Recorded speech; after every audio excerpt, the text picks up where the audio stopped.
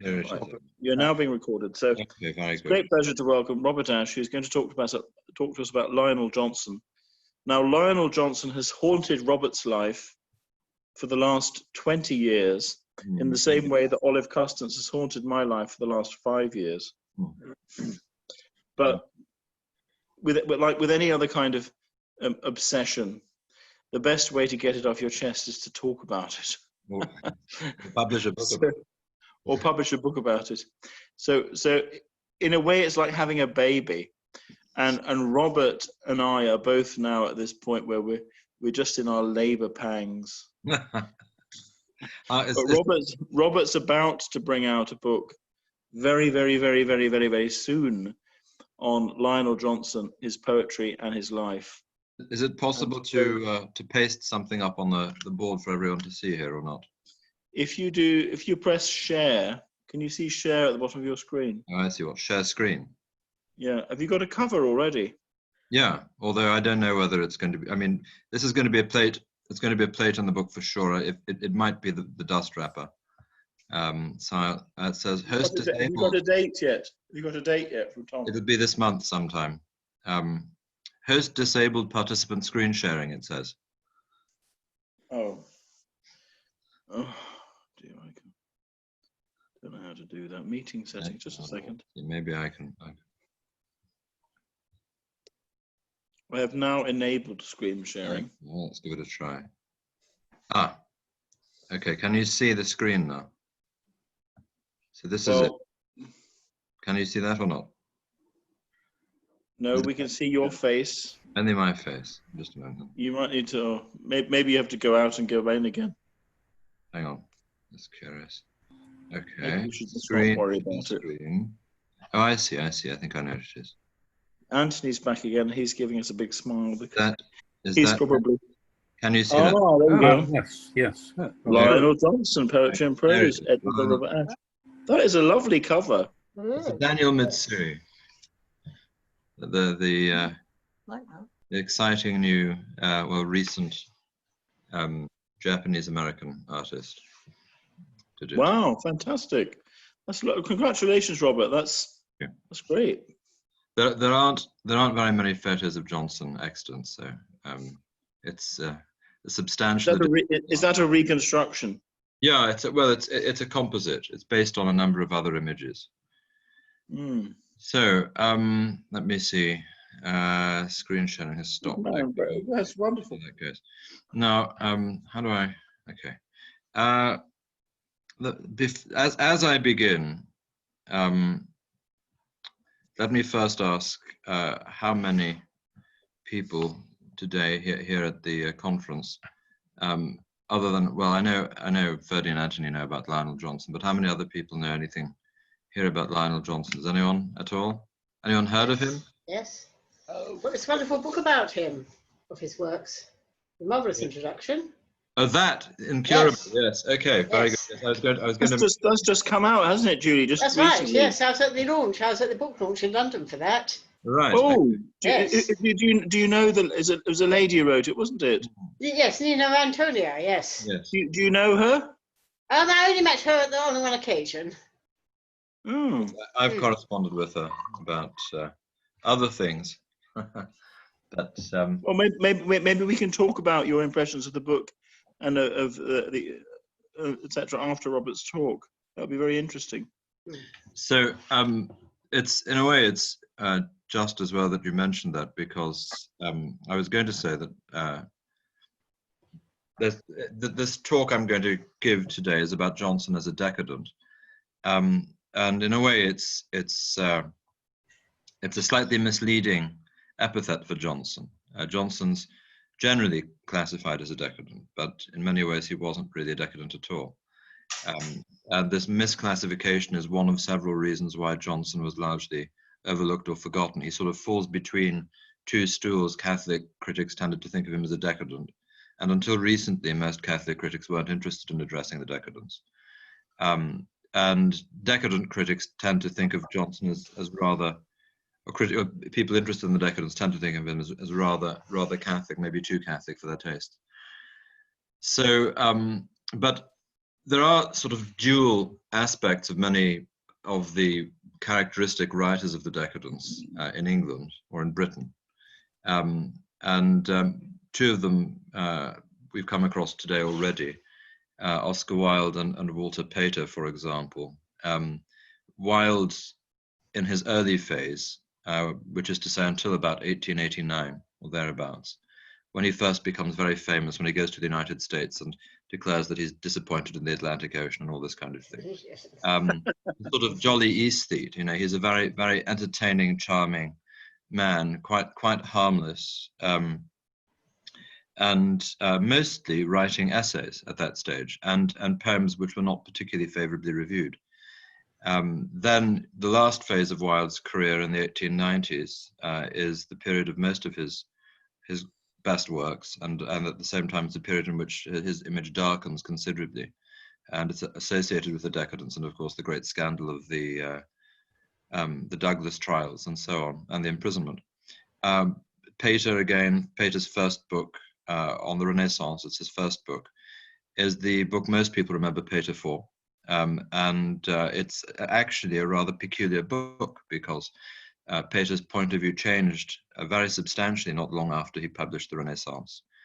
He came under the influence of Newman, for instance, and Hopkins. Hopkins had been ordained at that stage, and he had earlier been a pupil of Pater's, and they were friends. And when Hopkins was assigned to St. Aloysius in the 1880s, he and Pater spent a lot of time together shortly before Pater began to work on Marius the Epicurean, and almost certainly discussed Newman at great length. And most of Pater's later work is morally much more serious and is much more favorably disposed to Christianity than the Renaissance, which is really quite shocking if you expect an author favorable to Christianity in the analysis of some of these late medieval figures and early Renaissance figures. So in the same sort of way, Johnson is, you know, there is a decadent aspect to Johnson, and this is the only aspect which has been of general interest to critics hitherto, since Johnson's death. But in Johnson's day, Johnson wasn't even regarded as a decadent particularly. The other problem is that Johnson is usually regarded as a sort of accessory to the 1890s. So people often think of Oscar Wilde and people like, well, and Beardsley, particularly those two, and then people like Dowson and Johnson and so on. They're sort of hovering about like satellites to the great planets of the decadence. And in actual fact, Johnson, this might be true of Dowson to some extent, but it's not really true of Johnson. Johnson isn't even really a minor figure, I don't think. He's a tragic figure. His life was cut short. Had Johnson lived any decent length of time, his career would have coincided with Eliot and Pound, for example. And in fact, friends of Johnson's like Bernard Berenson and George Santayana died in the 1950s, to give you some indication. Johnson died in 1902. So this tragic demise and the reasons behind it are closely connected to the role that's been assigned to Johnson, and also, perhaps most importantly, the fact that he was such a good friend of W.B. Yeats, and it was Yeats who created a sort of Johnson myth in his autobiography. Johnson features very prominently in Yeats's so-called autobiographies. And Yeats mythologized Johnson as Yeats was wont to mythologize everything. So he's actually the capital influence on Yeats in the period when Yeats emerges as a great poet in the 1890s. So Yeats's second volume of poetry, The Rose, is dedicated to Johnson, 1893. The first volume of poetry that Yeats published, I can't remember the name of the thing now, is a very slight affair. In addition to one or two really splendid poems like Down by the Sally Gardens, the poetry in that first volume is not very substantial. It's in no way visibly the poetry of a major poet. But by the second volume, Yeats is coming into his own. And Yeats has already apprenticed himself to Johnson and Dowson, as he himself describes in one of his poems. I think it's The Grey Rock. Just a moment, I'll find it for you. In Responsibilities, 1914, Yeats writes, Where is it now? Yes, here it is. Poets with whom I learned my trade, companions of the Cheshire cheese. And then later on, he writes of yes, he writes of Johnson and Dowson in particular being authors who taught him his trade. And in later life, there's an especially well-known poem of, a better known poem of Yeats, in which he, in memory of Major Robert Gregory, in which he invokes the names of friends of his who he would have invited to his housewarming had they been alive, but alas, they're dead.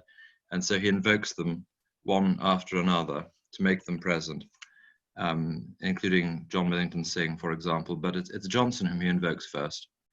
And he says, Lionel Johnson comes the first to mind, that loved his learning better than mankind. Though courteous to the worst, much fooling, he brooded upon sanctity, till all his Greek and Latin learning seemed a long blast upon the horn that brought a little nearer to his thought, a measureless consummation that he dreamed. And again, rather like Custance vis-a-vis Lord Alfred Douglas and Douglas himself in relation to Wilde, Johnson is generally seen as a sort of, as the property of Yeats scholars. He is an influence on Yeats, but that influence has to be contained because otherwise he ceases to be an influence and becomes a kind of equal in the drama, and that's undesirable. So the fact is that most people haven't read much Johnson recently, or indeed probably since the Edwardian period. And so he has found a particular sort of niche as a result of Yeats, and also as a result of Ian Fletcher, who's the most important critic who edited Johnson and kind of worked on Johnson and preserved his critical reputation. And Fletcher's work, in some respects, exorcised some of Yeats's fabrications or exaggerations, but in other respects emphasized them. So briefly, the story of Johnson the Decadent is this. Johnson was a very frail, very small man, young man, who was, I think, 5'2", and physically very frail. He came from a military family. Two of his brothers and his father were all soldiers. He obviously wasn't. He was extremely precocious intellectually. He was a great scholar at Winchester College, and then quite celebrated in the Oxford of the 1880s.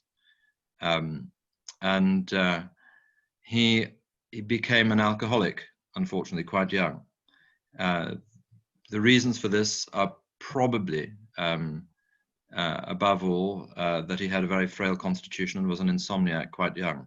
He seems to have been prescribed alcohol at Oxford by his doctor as a cure for insomnia, and took to it. The insomnia remained, and the alcohol did as well, and eventually spiraled out of control. It's also the case that Johnson was homosexual, although exactly in what sense is actually a disputed point now amongst those few people who bother to study Johnson. But the general understanding was that the mythical version of Johnson, which has been promoted essentially through the 1950s by Ian Fletcher and his followers, is that Johnson wasn't able to cope with life. He took to alcohol. He became an addict. He never developed emotionally. He remained locked into a sort of immature sexuality. Don't forget, this is a pre-1970s, 80s analysis of homosexual behavior. That as a result, he turned in on himself more and more and sought solace in either illusory aesthetic comforts like Roman Catholicism or alcohol, and eventually effectively destroyed himself, drank himself to death. Fletcher's original view is actually quite like that phrase that Joseph Pearce mentioned earlier today. I can't remember who it was who used it of Oscar Wilde, that sort of long, glorious suicide or whatever it is. This is the idea that I think that Fletcher certainly initially promoted, that Johnson essentially deliberately withdrew from society by about 1895, isolated himself in his rooms, and drank himself slowly to death. This isn't in fact true at all. I mean, there's an element of truth to it. There are elements, but it's a grotesque exaggeration of the truth. The truth is that Johnson did in fact suffer from same-sex attraction as a schoolboy. That much we can say, probably through Oxford, as, for example, did Evelyn Waugh. Waugh was a very active homosexual, I think, until he left Oxford, and then he became a fairly active heterosexual and was turned upon by his former associates, by many of them in any case. I think that was true of Cyril Connolly also. Became very much a womanizer as an adult, but as a young man, as an adolescent and a young man, was very much a same-sex oriented. So in Johnson's correspondence and in some of the poems from this early period, we find a romantic idealism of young men, obviously a certain physical attraction evinced in some of the poems.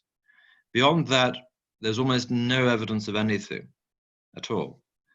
So, for example, the key edition in dealing with Johnson and his reputation is this 1950, I think it's 4 edition of by Ian Fletcher of the complete poems, which is still the only really widely consulted volume. There was a biography of Oscar Wilde, which was released, I think, 2 years ago by a man named Matthew Sturgis, which received rave reviews as the book of the decade. In fact, it was described, I think, as by the Sunday Times. I consulted the bibliography to see what they had on Johnson, because after all, Johnson introduced Douglas to Wilde, so presumably they must have had something on him, especially as the date in which this introduction was effected is disputed, and I thought perhaps he could at least resolve this for me. It turns out that the only reference in the bibliography is to this 1950s edition, which was actually superseded by the same critic's 1982 edition, which has a much more reliable introduction as well as a completer edition of the poems. But he hadn't consulted the 1982 edition, even though it's available at every important library, including the British Library, by the way. He didn't even mention it. In fact, in one of his books, Sturgis says something like, information on Lionel Johnson's quite hard to come by. He then goes on to say that anything written by Ian Fletcher is worth reading. And yet he doesn't mention the fact that Fletcher himself wrote a more recent introduction to Johnson's life and work than the one he refers to as the only thing that one can actually get. So it's one encounters this kind of sloppiness frequently in critical literature dealing with people like this. You wouldn't get away with this if you were writing about Yeats or Shakespeare, for instance, because the academic milieu is too crowded with scholars and with people eager to tear each other apart. But in these circles, 50% of those writing about these authors are amateurs. And Nina, for example, Antonia, who's been very friendly to me, is an amateur, and she gets quite a number of things wrong in her edition about Johnson. And she also treats Johnson as though Johnson was the figure represented by Fletcher and Yeats, and it's not true. Demonstrably so. One simple illustration of this. You notice that on the cover of her book, there is a photo of Johnson at Winchester. So this is a perpetuation of this myth, that Johnson was this sort of forever this adolescent, essentially, adolescent personality. He died at 35.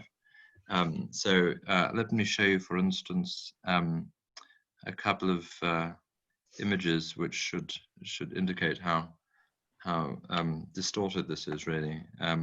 So here is, let's try to share this, okay. Here is Johnson at Oxford, for instance, looking much less childlike than he does on the cover of Incurable. It's beautifully colorized, isn't it? Yes. Interesting. And he's still young, of course, but he's not 17 as he is on the cover of the book. And there's another image, just a moment, I can show you.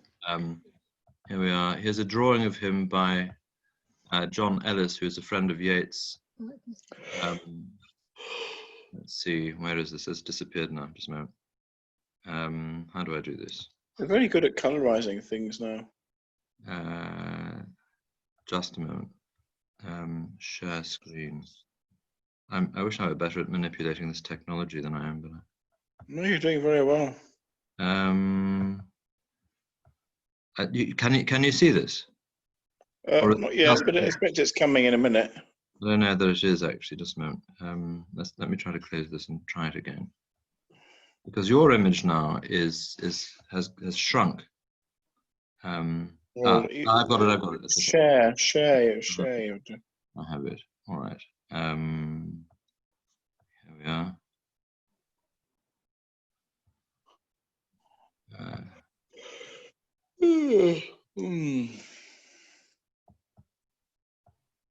Still nothing. No, it's okay. I think I know what I'm going to do this time. I hope. Katerina's thinking, these amateurs, they don't know what they're doing. Yeah, most likely. No, I was always the worst on these things. Got it. Okay. So there's a drawing of Johnson by a fellow of the fellow poet at the Rama Club from the 1890s, and so there are images of Johnson which are not this replication of this idea of this 17-year-old, and the idea of the 17-year-old is connected to the rather sort of preternatural dimension. This boy who was so small and so youthful looking that even in his 20s and perhaps even early 30s, people who first met him mistook for the child of one of the people they were visiting, until he spoke, and his articulacy and erudition was such as to shock those he was speaking to. And there's a sort of almost preternatural image which is conveyed of someone abnormally gifted and intelligent for a child. Like a sort of I suppose so, but you might you not say also the fact that his image there, this kind of very kind of pointy face, and he's only 5'2", that I'm sorry if it sounds a bit Freudian, but I mean, somebody with that kind of physiognomy, their life will sort of finish when they're about 17. Perhaps, but in any case, the main point I'm driving at is that the idea that Johnson was a sort of I think he was described by Alice Minnell, the well-known Catholic poet of the 1890s and 1900s, who ran a literary salon, quite a famous one, as the changeling, sort of a fairy child exchanged for a real one.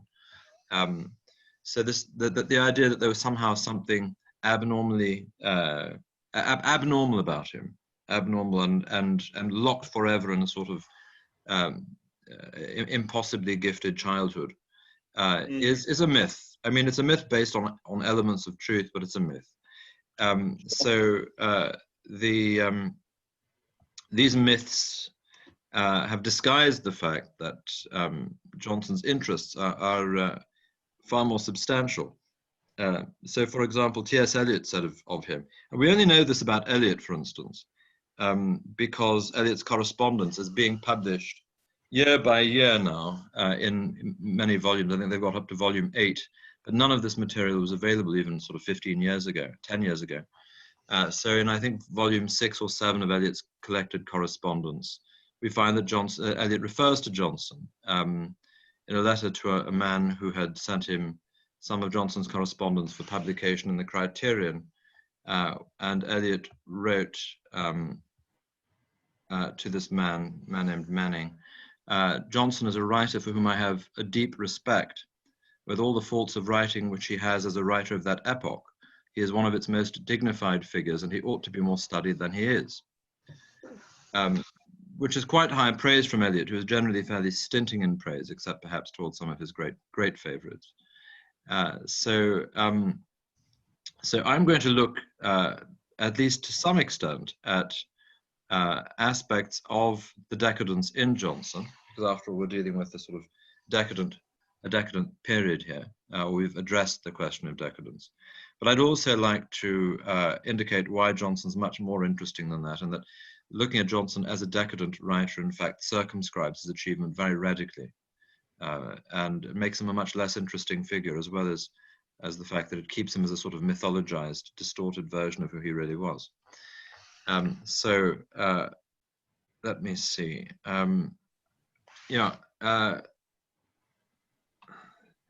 Let me begin by making a fairly bold claim for Johnson. I would dare to say that Johnson is at least plausibly the outstanding poet critic between Matthew Arnold and T.S. Eliot in English. At the time of his unexpected and somewhat mysterious death at 35 in 1902, Lionel Johnson was regarded by his peers as one of the most important men of letters in England. In spite of the vast social and literary changes soon to sweep through the Western world, he remained well known until the Second World War and retained the admiration of, amongst others, the capital poets of modernism. Ezra Pound, T.S. Eliot, and W.B. Yeats were all admirers of Johnson, for example.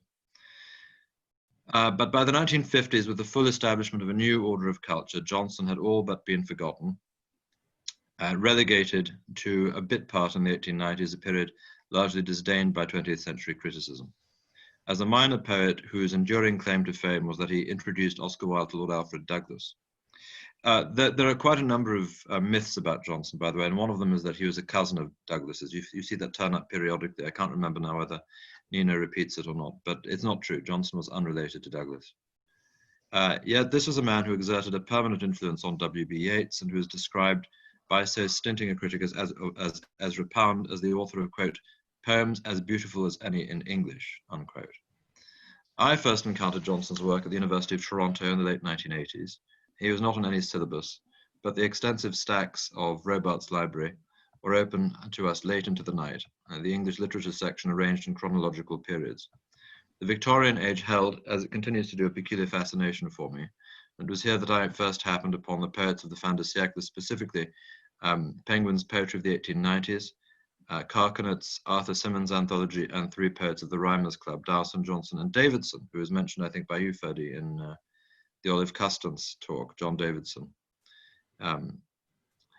Here was a poetry unique in my experience. It inhabited a vanished world of hansom cabs, gas lamps, and music halls, of sin and spiritual redemption, in form and vocabulary simultaneously traditional and yet singularly anticipatory of the moderns. I believe even in that earliest encounter it was Johnson who made the deepest impression upon me, and yet I was struck by the fact that it was he, amongst these tragic and shadowy figures, about whom the least was known. There were few photos, no portraits, there's no painting of Johnson known to exist. No biography at that time. The only biography of Johnson that was ever published was released, I think, 8 years ago. No satisfactory collection of letters, and the cause and circumstances of Johnson's death were disputed. So, for example, if you turn to Wikipedia, of course, that source of all true knowledge, you'll find that they specifically deny the real way in which Johnson died, which is very bizarre. Let me see whether we can find it. Just a moment. If you can edit this yourself. Robert. I know. I don't refer to your own book when it comes up. Yeah. Let's see, Lionel Johnson. I think Lionel Johnson's probably best known right now because there's a character in Warhammer named after him. Let's see. I've edited I'm responsible for most of the Wikipedia page on Olive Custance. Okay, well, they don't deny it as blatantly as they used to, but they're still actually in partial denial. So let me see. Where is it now? Where is it? Here it is. Okay. Can you see this, all of you? Yeah. Yes or no? Is it visible? Yes. Okay. So it says, Johnson lived a solitary life in London. It's the top of the page. Struggling with alcoholism and repressed homosexuality. He died of a stroke in 1902, either after a fall in the street or a fall from a bar stool in the Green Dragon on Fleet Street. He died after the fall in the Green Dragon, not in the street. There's no question about it at all. We have the deposition and the autopsy and so forth, and even the description of the publican in whose inn he collapsed. So it's I don't know why they have this as this information is all now available to the general public, although I suppose it's probably not that easy to get hold of. In any case, so I'm still sharing the screen, I suppose. So how do you unshare? Let's see. Bother. Just a moment. This is ridiculous. I don't know how to handle this thing. No, sorry. Help! I don't know how to restore the screen that we had originally. Oh, botheration. Fell off a bar stool, or the other one I've heard you is run over by a hansom cab. Yes, that's right. That's the story, but it's untrue. Right, yes indeed. Hang on. Since you can see my screen, could anyone suggest what button I should push? Well, if you want to share screen, you have to click Alt plus S. Yes. So I want to. do that again. I want to unshare screen, but to restore the large. But I think you can just click it again. No. That's just changing from one person to another. Just a moment. Okay, well that'll do. I suppose this is all right. Okay. Anyway, can you still see my screen or not? Yes. Yeah. So how do I unshare? Well, if you move your mouse down, Yeah. can you see the green? It's No. green, you know. It No, says no. share screen. No. Nothing. No. Nothing. Then I don't know. Ready? Any idea? Oh, this is ghastly. This is so annoying. Hang on, I'm gonna try one more thing. Oh, you now you. Oh, hang on a second. Hang on a second. Now you're what's happening now? I don't know, but if I gosh, how do you do this? I'm hearing an echo, but I'm still seeing the same screen, and I think you're still seeing my screen.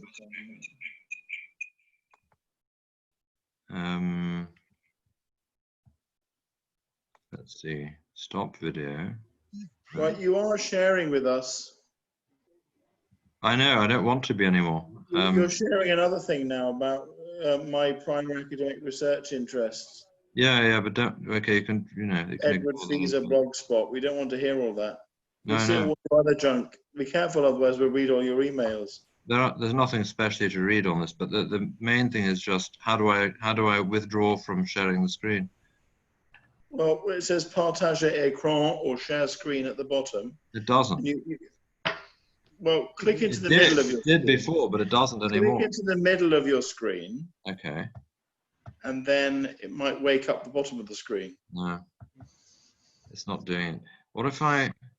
Okay, well, I can do this. What I can do is I can withdraw the permission from you to share the screen. Okay. And then it'll just disappear all of a sudden. It's back to normal now. Great, thank you. Okay, well, I've given you back the permission Okay, now. I'm not going to share again. I've given you back the permission, but I've taken it away. Okay, thank you. So that was disconcerting. All right. So now you can hear the Angelus of Chavagnes ringing. Yes, indeed. Now, let me see, where was I? Yeah, he was also a man of many parts. He was clearly a remarkable personality in an age of great personalities and a critic of considerable distinction. It was at this point already that I conceived a desire to hold within my hands a volume containing his finest work in poetry and prose, with an accurate account of his life and career. Lionel Johnson was born on the 15th of March, 1867 in Broadstairs, Kent, to a high Anglican military family of Anglo-Welsh ancestry. There was an Irish branch of the family which had been established by his great-grandfather, but helped to crush the Great Rebellion of 1798. His family spent their summer holidays in Wales, which made an indelible impression upon the young boy, who began to see himself as a Celt. In this phase, it was his Welsh ancestry which was predominant in his imagination. After his conversion, this facilitated his identification with the Irish. In 1880, he was sent to Winchester College, where he soon acquired a legendary reputation for his brilliance, seemingly limitless erudition, arresting intellectual maturity and eccentricity. Johnson was a small and nervous boy who had suffered from insomnia even in early childhood, and at Winchester, he took to surreptitious nocturnal strolls outside the college grounds. Sport aside, he took a very active role in the life of the school, debating, acting, and editing the college magazine. But despite being very affectionate, as is evidenced in some of his letters, he had difficulty expressing his emotions in person. And perhaps for this reason, he was seen as aloof and lonely. Although he formed 2 or 3 lifelong friendships, most especially with Campbell Dodgson, later to be a distinguished art critic, and Frank Russell, the so-called Mad Earl, Bertrand Russell's older brother, from about his 16th year, it is clear that he was going through a phase of emotional and religious disorientation and searching.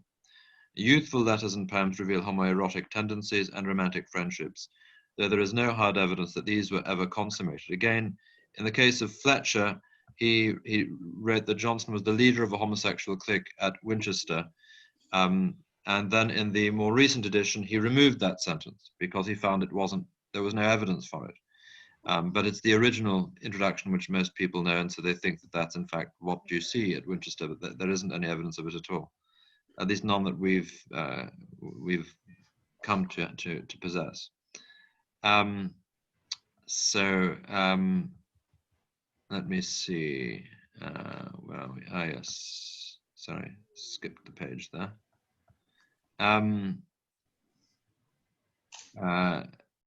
Yes, he abandoned the high and dry Anglicanism of his school and household and went through phases of agnostic Anglo-Catholicism, theosophy, and Buddhism.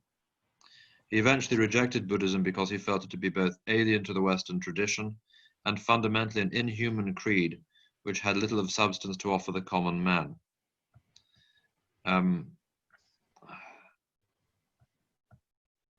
Let's see. He was clearly attracted to Roman Catholicism at this stage, but throughout his Winchester career, his religious position remained unsettled. In 1886, having carried off virtually every literary prize that Winchester had to offer, and having carried on a correspondence with Walt Whitman, he went up to Oxford to read Greats at New College. And Johnson came into his own at Oxford, forming important friendships with Walter Pater, Ernest Dowson, Lord Alfred Douglas, George Santayana, and Oscar Wilde. Further acquaintances included Bernard Berenson, A.E. Taylor, the idealist philosopher and Plato scholar, Lawrence Binion, and Frederick Kenyon. His insomnia continued, however, and the doctor prescribed whiskey to overcome it, tragically unlocking the door to the alcoholism which was later to take his life. Lionel Johnson has long been identified with the English decadent movement of the 1890s. While this is an overstatement at best, there was a period in which Johnson could be legitimately identified as a decadent. Or rather, if there was, I should say, it was in these years at Oxford and maybe just into his London career. The drinking steadily increased, as did the irregularity of his habits, briefly jeopardizing his academic career. If Johnson was ever an active homosexual, and internal evidence suggests that he was, then it can only be reliably traced to his Oxford days, and perhaps the first year or 2 in London. The only person with whom we have some evidence of a liaison is Douglas. At this point, Johnson was intellectually gravitating towards Catholicism, but his lifestyle remained an obstacle. And again, with regards to evidence and so on, it's worth pointing out that, again, because of misstatements in some writings about Johnson, it's believed by some that Johnson had an affair with Douglas at Winchester. In fact, Johnson and Douglas did not know each other at Winchester. Johnson was 3 years older than Douglas. Johnson had one memory of Douglas being caned at Winchester, and otherwise they didn't meet. And meeting would have been virtually impossible in that sort of age disparity, especially given their respective habits. But he certainly knew Douglas at Oxford, spent a great deal of time with him there, and I think it's probable that there was a brief affair. But if there was, there is no other evidence I've ever come across linking Johnson in that way with any specific person. So the idea that Johnson was in some sense typical of, let's say, the wild underworld isn't true at all in that sense. In terms of his sympathies or his suasions and so on, that's a different matter.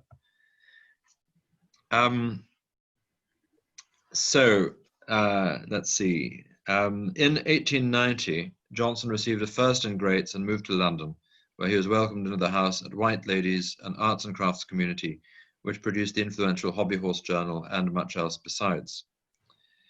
At this stage, he was extremely prolific, both as a poet and as a journalist, writing for the Yellow Book and the Savoy, among other journals, and quickly establishing a reputation for himself at the heart of the literary activity of the 90s. Along with Yeats and Dowson, he was a founding member of the Rhymers Club. His influence on Yeats in particular was profound and lasting, and the Irish poet was later to immortalize him in his autobiography and in a couple of poems. Yeats, for his part, won his new friend and mentor over to the cause of Ireland, and Johnson came increasingly to espouse the cause of Irish independence and throw himself into the activities of the Irish literary Renaissance. And they came to regard him as one of their own, by the way. So you'll find that in Irish literary circles circa sort of 1898 to 1910, Lionel Johnson is generally regarded by other Irish authors as being an Irish figure, interestingly enough.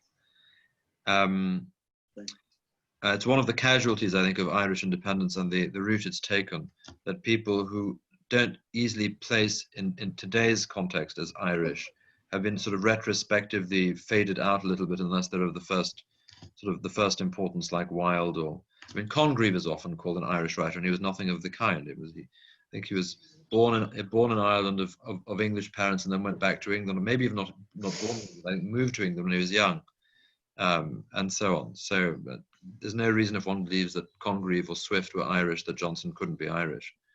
But in any case, such is the way people read these things. Let's see, yes. But the most significant event of this period from Johnson's point of view was, without doubt, his reception into the Catholic Church, which took place at St. Etheldreda's on St. Albans Day, 1891, when he was confirmed by Cardinal Manning. This makes Johnson the first of the remarkable list of converts to Catholicism of that famous decade, with the two exceptions of Baron Corvo and John Gray. But Gray lapsed almost immediately after he converted, and then reverted about 4 years later.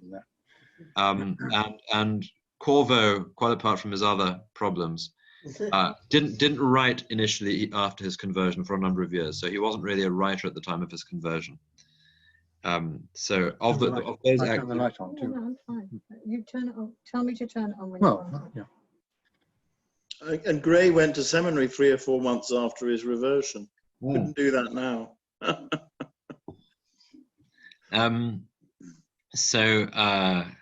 Yeah, this makes Johnson the first of the remarkable list of converts to Catholicism of that famous decade. And in fact, the first well-known writer to convert in England in close to 25 years. So it was a significant little event in the Catholic community. The reasons for Johnson's conversion were complex and naturally dependent on many personal suasions, but several objective points stand out. He had always a great devotion to the person of Christ. It's obvious from his Winchester correspondence, which has survived. Even when he was in his agnostic or Buddhist phase, he still revered Christ. He took little from the religious instruction at Winchester or Oxford, but the impact of the Catholicity, which had founded and sustained his alma matres, was deep and lasting. So too that of the Proto-Christian Greek and Latin masters that he studied, that is to say, the classics. His knowledge of the fathers was profound, as was his admiration of St. Augustine. He also loved Pascal, but perhaps the capital influences on his conversion were Pater's Marius the Epicurean, and above all the writings of Cardinal Newman, his favorite exemplary author. Paradoxically, Gibbon also played a part, his Decline and Fall of the Roman Empire bearing witness to the tremendous historical reality of the Church. In many ways, Johnson's conversion and intellectual development bear remarkable resemblance to those of Christopher Dawson, with whom he has much in common. Both were Wycombists of high Anglican Anglo-Welsh military families, and had Pater, Newman, and Augustine as influences central to their intellectual development.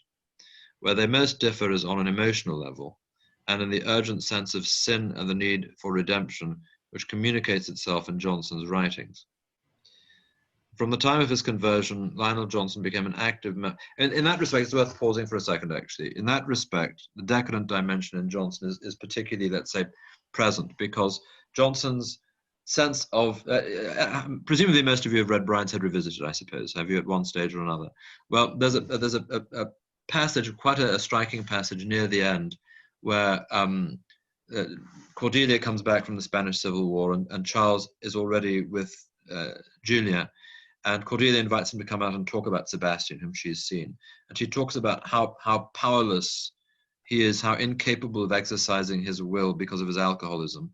And she says something to the effect that one can't imagine how it feels to be so bereft of dignity, so powerless, for example, so unable to make meaningful decisions and so forth because of his crippling alcoholism. So Johnson evinces this occasionally. He obviously felt this increasingly as his alcoholism took hold, and he was more and more aware of how much he needed God's grace and forgiveness, and also, of course, although he appears to have led a chaste life after his conversion, he was obviously aware of certain aspects of the seriousness and ugliness of of sexual misconduct and also of the church's teaching on homosexuality. So he was very keenly aware of the idea of the sense of sin. It's very present in here and there in some of his most famous poems, some of his most memorable poems, and one can identify that as a decadent element in Johnson, in the sense that it's characteristic. This emphasis is characteristic of the decadent writers, as in the case of Francis Thompson, for example, with The Hound of Heaven and so on. There's something very similar. There's similar resonance there. From the time of his conversion, Johnson became an active member of the Catholic life of the capital, frequenting Alice Minnell's salon and giving lectures for the CTS. His tally of 3 books for the Bodley Head would have been greater had it not been for the delays which afflicted that publishing house, as it divided into John Lane and Elkin Matthews, delays which cost posterity at least 1 volume of selected essays, proffered by Johnson but never published.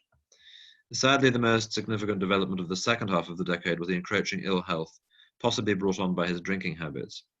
His production declined from 1897. He was repeatedly bedridden in 98, 01, and 02 with what he described as gout and influenza. And by the way, the symptoms are similar to gout. Where I think Professor Murray Pittock rather mocks this idea that Johnson was suffering from gout. It is possible that he had gout in addition to the stroke, which was the cause of his eventual death. On September 29th, 1902, he left his rooms in Clifford's Inn, looking very ill, and crossed Fleet Street to the Green Dragon Inn, where he collapsed shortly after sitting down, striking his head on the table as he fell. He was taken unconscious to St. Bart's Hospital, where he remained in a coma until he died on the 4th of October, having received the last rites of the church. The autopsy ascribed his death to a stroke, which may have been the result of years of alcoholic abuse. Today, if Johnson is remembered at all as a poet, chiefly for the Dark Angel and by the statue of King Charles at Charing Cross. In fact, there are easily 20 or 30 pages worth of memorable poems comparable with the best work of his contemporaries or the major moderns in Johnson's case. And we're running short of time, but when I've finished, if we do have time, I'll read you 1 or 2.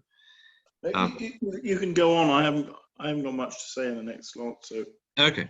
Well, maybe now's a good time then. Why don't we have a look at 1 or 2 of those poems? Does anyone here know any of Johnson's poems at all? No. No, nobody. Yes. Statue of King Charles, yes. Statue of King Charles. Okay, so well, let's see. For instance, the Dark Angel is his King Charles poem is extremely well known among the Society of King Charles the Martyr. Yes. Yeah. Okay, we'll try to find the Dark Angel. Just a moment.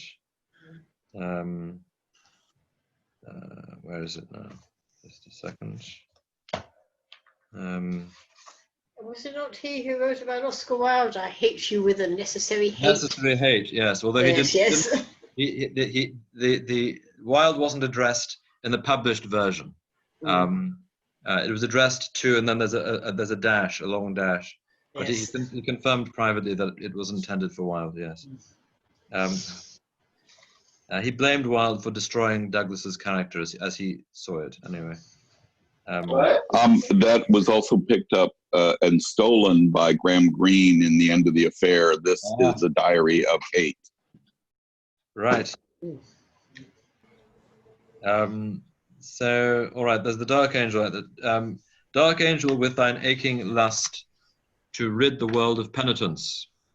Malicious angel, who still dost my soul such subtle violence. Because of thee no thought, no thing abides for me undesecrate. Dark angel ever on the wing, who never reachest me too late. When music sounds, then changest thou its silvery to a sultry fire, nor will thine envious heart allow delight untortured by desire. Through thee the gracious muses turn to furies, O mine enemy, and all the things of beauty burn with flames of evil ecstasy. Because of thee the land of dreams becomes a gathering place of fears, until tormented slumber seems one vehemence of useless tears. When sunlight glows upon the flowers or ripples down the dancing sea, thou with thy troop of passionate powers beleaguerest, bewilderest me. Within the breath of autumn woods, within the winter silences, thy venomous spirit stirs and broods, O master of impieties. The ardor of red flame is thine, and thine the steely soul of ice. Thou poisonest the fair design of nature with unfair device. Apples of ashes golden bright, waters of bitterness how sweet, O banquet of a foul delight, prepared by thee, dark Paraclete. Thou art the whisper in the gloom, the hinting tone, the haunting laugh. Thou art the adorner of my tomb, the minstrel of mine epitaph. I fight thee in the holy name, yet what thou dost is what God saith. Tempter, should I escape thy flame, thou wilt have helped my soul from death. The second death that never dies, that cannot die when time is dead. Live death wherein the lost soul cries, eternally uncomforted. Dark angel, with thine aching lust, of two defeats, of two despairs, less dread a change to drifting dust than thine eternity of cares. Do what thou wilt, thou shalt not so, dark angel, triumph over me. Lonely unto the lone I go, divine to the divinity. That's the most famous of Johnson's poems. And of course, that one accords quite well with the association of Johnson with the decadence. But it's not one of the most characteristic in terms of the number of different kinds of poems Johnson wrote. Then it might be worth also reading another one of the reasonably well-known, one or two actually. Johnson was a very gifted comic poet, which isn't much remembered. So there's a poem making fun of the Pan-Anglican Synod. I think he wrote this at the time when he was still an Anglican, but on his way to Catholicism. Where is it now? Just a moment. I know how to find it. Hang on a second.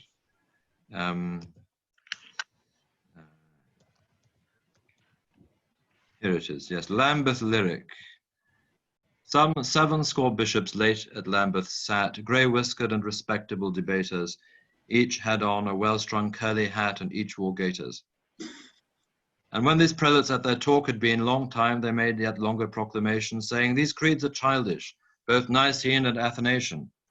And true, they were written by the Holy Ghost, so to rewrite them were perhaps a pity. Refer we their revision to a most select committee. In 10 years' time, we wise Pan-Anglicans once more around this Anglo-Catholic table will meet to prove God's words more weak than man's, his truth less stable. So saying, homeward the good fathers go, up Mississippi some and some up Niger. For thine old mantle they have clearly no more use, Elijah. Instead, an apostolic apron girds their loins, which ministerial fingers tie on, and Babylon's songs they sing, new tune and words all over Zion. The creeds and scriptures, all the faith of old, they hack and hew to please each bumptious German, windy and vague as mists and clouds that fold Tabor and Hermon. Happy establishment in this thine hour, behold thy bishops to their sees retreating. Have at the faith, each cries, goodbye till our next merry meeting. So beyond that, there's the, let's see, Age of a Dream is quite well known. Yes. The Age of a Dream. Imageries of dreams reveal a gracious age, black armor, falling lace, and altar lights at morn. The courtesy of saints, their gentleness and scorn. Lights on an earth more fair than shone from Plato's page. The courtesy of knights, fair calm and sacred rage. The courtesy of love, sorrow for love's sake born.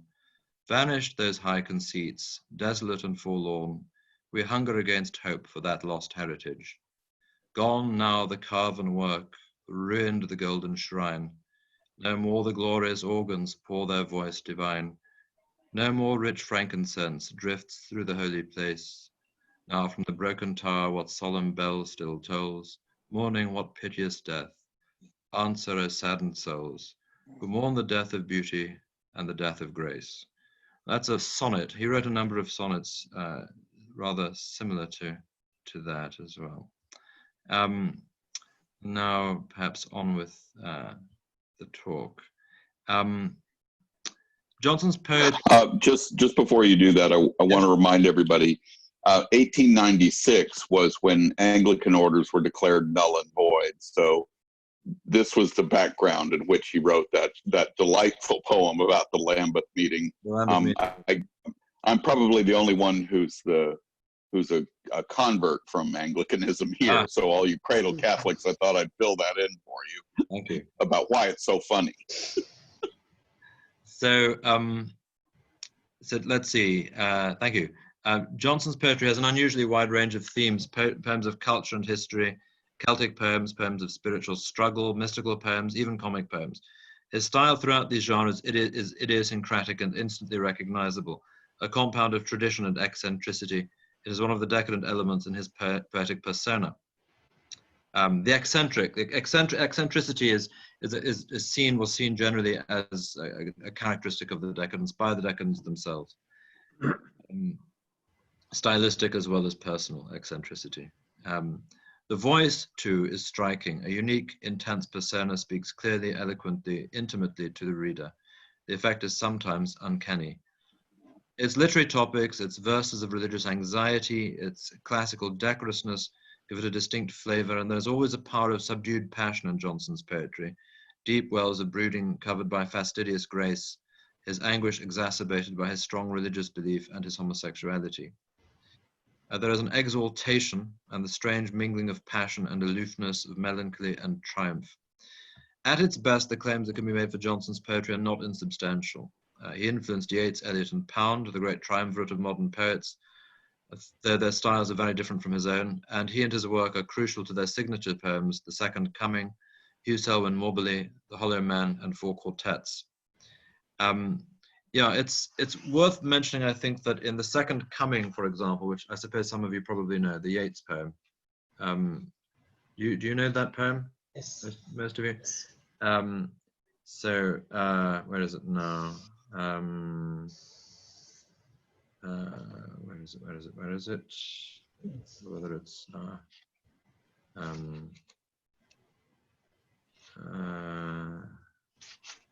never find these things when I need. Here it is. Okay, 158. Yeah. Turning and turning in the widening gyre, the falcon cannot hear the falconer. Things fall apart, the center cannot hold, mere anarchy is loosed upon the world. The blood-dimmed tide is loosed, and everywhere the ceremony of innocence is drowned. This vision of the subject matter itself is actually quite Johnsonian, but the line the ceremony of innocence is drowned is extremely Johnsonian. It's almost an direct echo of Johnson. We had it last year. There was a talk last year by David Daintree on Can the Centre Hold? Right, and the answer is not at the moment, presumably. Exactly.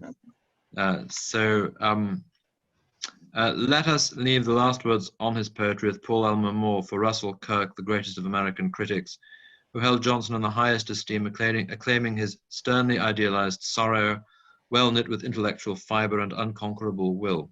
It is good to read such poetry, he wrote, There is a foundation in it of consolation, and which of us in our passage through the world does not need consolation? And we drink from it the refreshment of a great courage. In prose, Johnson had a critical mind of the caliber of Eliot, but far more catholic in its tastes, with a small c, that is to say. In other words, Eliot, and especially Pound, I mean, in Pound's case, this is very obvious, disliked quite a lot of as it were, canonical writing. And Eliot came to revise some of these criticisms. But for example, at one stage, Eliot seemed to be willing to throw Goethe overboard virtually completely. I seem to remember he said something like, Goethe dabbled in philosophy, poetry, and science, and didn't really make a good job of any of them, or something along those lines. And he later apologized for that to the Goethe Society and so on. But he said it, and his first essay on Milton was extremely negative, and he also was very dismissive relatively early in his career as a critic of George Meredith, and again he sort of retracted that. And so early on, at least, Eliot was sort of throwing quite a lot of people overboard, and Pound was always throwing people overboard, including some of Eliot's favourites like John Dryden. Pound wasn't interested in Dryden, and Pound attacked probably as much of the canon as he was, more of the canon than he was willing to defend. Johnson doesn't do that. He accepts the canon more or less as it stood, but he deplored cruelty and bigotry as much as cultural parochialism and slovenly writing. Yet this lover of Charles I and the common people of Ireland was capable of doing justice to the virtues of Oliver Cromwell. He was also free from the early Eliot's strong literary and intellectual prejudices, which the Anglo-American laureate harnessed to a program of radical reform ranging from sensibility to the technique of verse. In carrying through his enormously stimulating campaign, Eliot sacrificed a good deal of truth and helped inflict damage on the canon from which it has only recently begun to recover. Later, after his conversion and having achieved his ends and an unassailable position in the world of letters, Eliot was somewhat ruefully to acknowledge this and to criticize the critic, for example, his late essay. Nevertheless, I mean, and to criticize the critic, Eliot sort of, he says something to the effect that it would probably have been best for him never to have written on certain poets with whom he didn't have any sympathies than to have written the sort of thing that he did.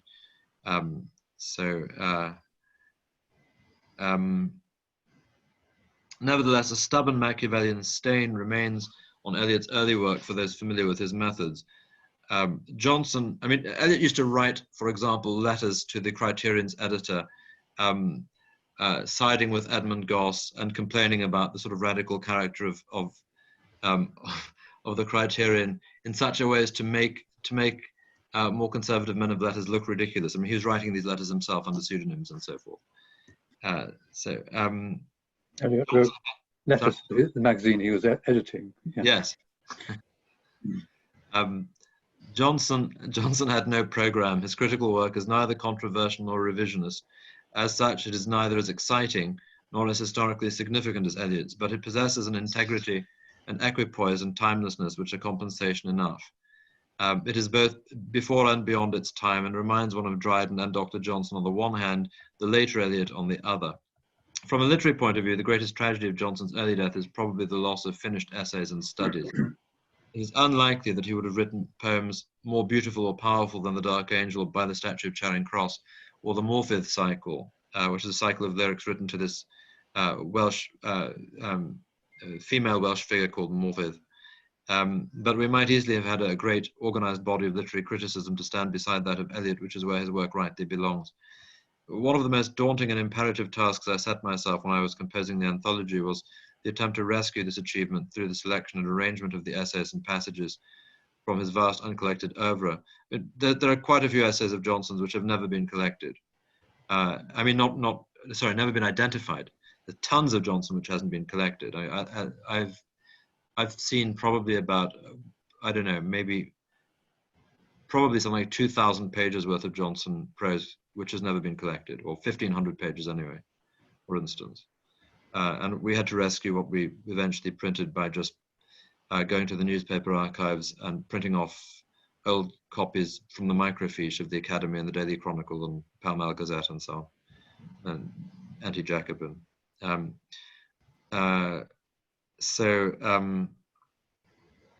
Yeah, and this experienced critic can honestly report that his astonishment in reading through some 3,000 pages of articles and reviews, he remained delighted, instructed, stimulated, and moved throughout. In literary and cultural essays, I have never enjoyed better company. As Ezra Pound remarked of the posthumous collection of Johnson's essays, Post Laminium, this is Johnson's only, well, there are two actually, there's a much smaller edition, but there's also this. This is the main collection of Johnson's essays that was published. It was published posthumously, selected by his friend, the American poetess Louise Imogen Guiney.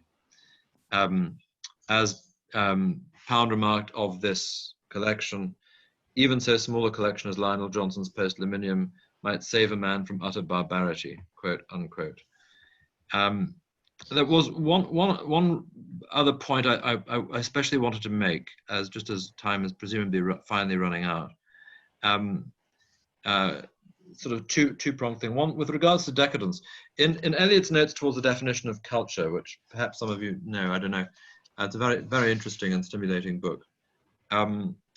Near the beginning, Eliot writes,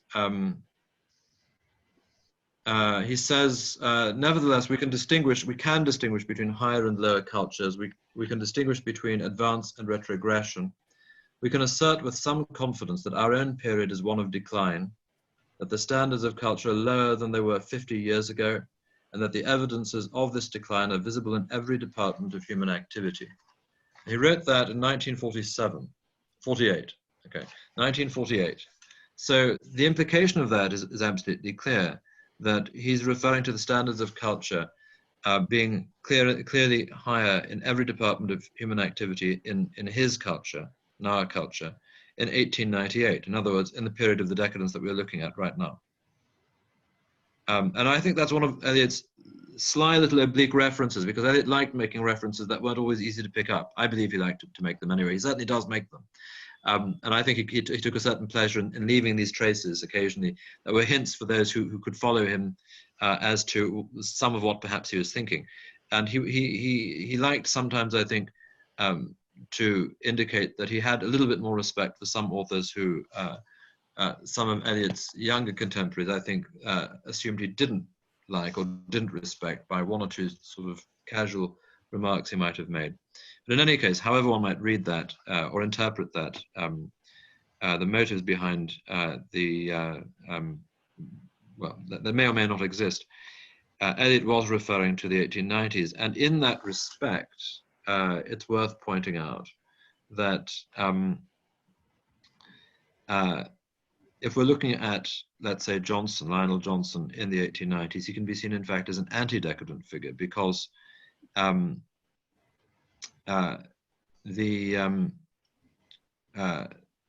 essence of decadence really is the idea of a decaying or a declining culture, and some of the interesting side effects it has. A culture in decay is sometimes quite fascinating. It's stylistically rather odd and peculiar and fun to look at, but it's not healthy. It's something which is tending towards decomposition and death.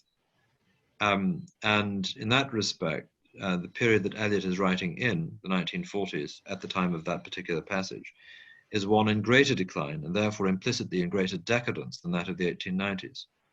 And since Johnson's work as a critic was constantly to try to maintain high standards, as Pound pointed out, that Johnson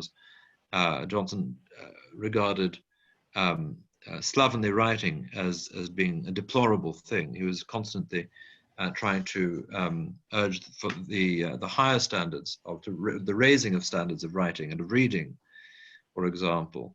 That in that respect, one can see Johnson, in fact, as a figure opposed to the decadence. And the final point I would like to make is a sort of appeal in whatever small way it's possible to make it.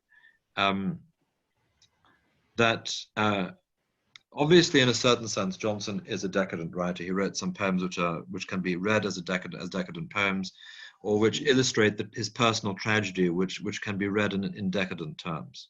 So one could see, let's say, Johnson as a casualty of a complicated decade associated with this, and some of whose poems illustrate this catastrophe, this personal catastrophe. Also, obviously, he was very, very close to some of the figures most closely associated in turn with the decadence. He was a good friend of Douglas. He was a friend of Wilde's, at least for a while. He was fairly close to Aubrey Beardsley. He certainly was on friendly terms with Beardsley. And he witnessed all of this, and he participated in the Yellow Book, and he participated in the Savoy, and so on. And therefore some of his poetry can be read within the context of the decadent movement, as decadent, as part of the furniture of the decadence. But I think it's more fruitful to look at Johnson in terms as a man of letters, really, rather than simply the author of a handful of decadent poems. I think that if one insists on reading him as a decadent, one cuts away most of the most interesting work he produced, including in poetry. Not all of it, but most of it. And it would be more fruitful, really, to look at Johnson within the company of people like Chesterton, Belloc, Knox, Baring, Francis Thompson, within the context of the Catholic literary revival, but also including the Anglican figures who participated, like Lewis and T.S. Eliot, for example, and Charles Williams. And other Catholic figures who were themselves, in many respects, close to Eliot, like Christopher Dawson. That if one looks at him within this particular context, he has more to offer, right the way down to David Jones and so on. Another Anglo-Welsh poet, although rather a different one from Lionel Johnson. I think this is where he has most to offer. I think this is where Johnson's most interesting. I think that the work he was involved in it was essentially connected to the great tradition, which is to say the great tradition of Greco-Roman Judeo-Christian culture, including the Middle Ages and the Baroque, including the Byzantine contribution. And as part of our larger Western patrimony, that this particular tradition sees this patrimony as alive philosophically and religiously and theologically as well as aesthetically. So it's relevant. It's not just beautiful. Alive and kicking. It has something to give us. And when we read these authors, Eliot and Dawson, for example, and David Jones, and I would maintain Lionel Johnson, they help us to see this patrimony and tradition more vividly, to initiate us, if you like, into the range and dimension of this tradition. And this is very far from a decadent venture. So I think this is where, in fact, Johnson has most to offer.